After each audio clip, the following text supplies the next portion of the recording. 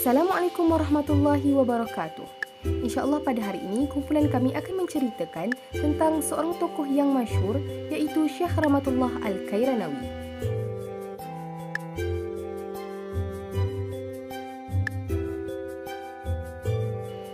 Mari kita kenali dulu biografi tentang Syekh Rahmatullah. Nama beliau ialah Syekh Rahmatullah bin Khalilur Rahman Al-Kairanawi Al-Hindi. Beliau merupakan pengarang kitab Izhar Al-Haq dan pengasas Madrasah Syaulatiyah di Mekah. Beliau adalah berketurunan dari Sayyidina Uthman radhiyallahu an. Dan beliau dilahirkan di kampung yang bernama Kiranah yang terletak tidak jauh dari kota Delhi, India pada tahun 1226 Hijrah, 1811 Masihi. Dan menurut riwayat lain, beliau dilahirkan pada Jamadil Awal 1233 Mac 1818 Masihi. Pendidikan beliau, keluarga beliau sangat taat dalam agama dan beliau mendapatkan pendidikan awal di madrasah di kampungnya. Kemudiannya melanjutkan pelajaran di pusat ilmu ketika itu, iaitu di kota Delhi. Setelah tamat pengajian, beliau pulang ke kampungnya dan membuka madrasah sendiri. Seterusnya, Syekh Rahmatullah juga pernah berdebat dengan padri Kristian, di mana pada ketika itu India di bawah jajahan Inggeris dan Syekh Rahmatullah sangat sedih melihat keadaan umat Islam yang ditindas dan dijajah, dan penjajah juga berusaha merosak dan menghapuskan akidah dan keyakinan umat Islam pada ketika itu, dan melihat padri-padri Kristian secara terang-terangan mengajak umat Islam menganut Kristian. Keadaan ini menyebabkan beliau tampil menentang mereka, terutamanya padri yang bernama Dr. Fonda yang bongkak dan terang-terangan menghina Islam dan kaum muslimin. Maka berlakulah perdebatan ini selama 3 hari, yang mana pada hari ketiga, Padri Fonda tidak datang kerana tidak dapat menjawab hujah-hujah Syekh Rahmatullah. Maka maruah umat Islam telah ditebus kembali. Pada malam Jumaat 22 Ramadan 1308 Hijrah, 2 Mei 1891 Masihi, Syekh Rahmatullah telah wafat dan telah dimakamkan di perkuburan Ma'ala. Antara sumbangan Syekh Rahmatullah iaitu kitab Izharul Haq.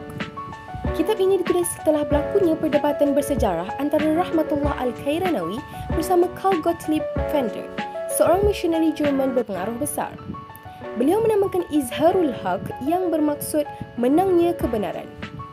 Kitab ini dianggap kitab yang paling masyhur dan terpengaruh.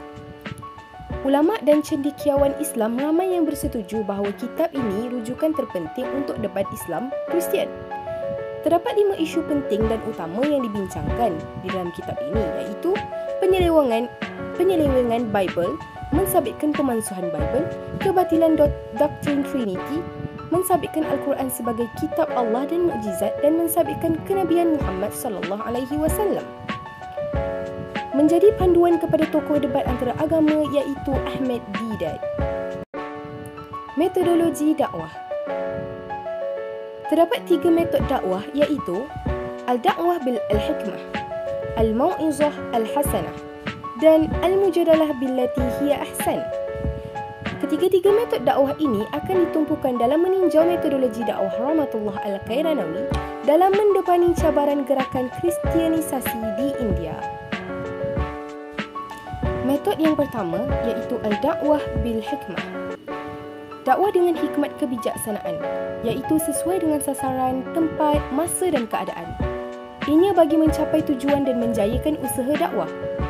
Yang kedua, Al-Mau'izah, iaitu berdakwah secara lembut. Maksud perkataan mau'izah adalah jalan untuk menyampaikan dakwah.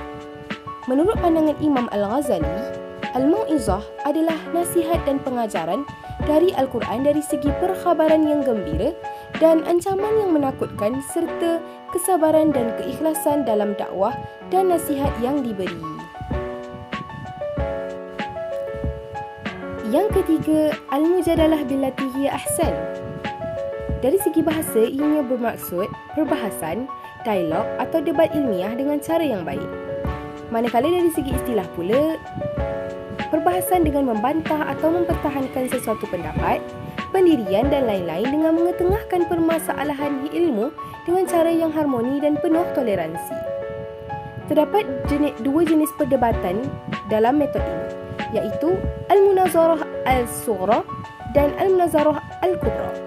Al-Munazarah Al-Sughra iaitu perdebatan kecil, bermaksud perbahasan yang diadakan secara tertutup. Situasi ini pernah terjadi ketika Al-Qairanawi dan Dr. Muhammad Wazir menziarahi Padri Thomas. Mereka membincangkan tentang takrif Bible. Manakala Al-Munazarah Al-Kubra iaitu perdebatan besar, bermaksud perbahasan yang diadakan secara terbuka di khalayak orang ramai. Isu yang dibincangkan oleh Al-Qairanawi ketika ini ialah pemansuhan, penyelewengan, ketuhanan, Al-Masih, doktrin Trinity dan kenabian Muhammad sallallahu alaihi wasallam serta kebenaran Al-Quran. Sebagai kesimpulannya, gerakan Kristianisasi diwujudkan bertujuan menyebarkan agama Kristian dan mengkristiankan umat di seluruh dunia. India yang mempunyai bilangan majoriti Muslim yang besar telah menjadi sasaran para misionari Kristian sehingga seorang tokoh ulama terkemuka India, Rahmatullah Al-Qairanawi, telah bangkit mempertahankan Islam ketika itu dengan usaha dan metodologi dakwah serta karya-karya yang beliau hasilkan berlandaskan Al-Quran.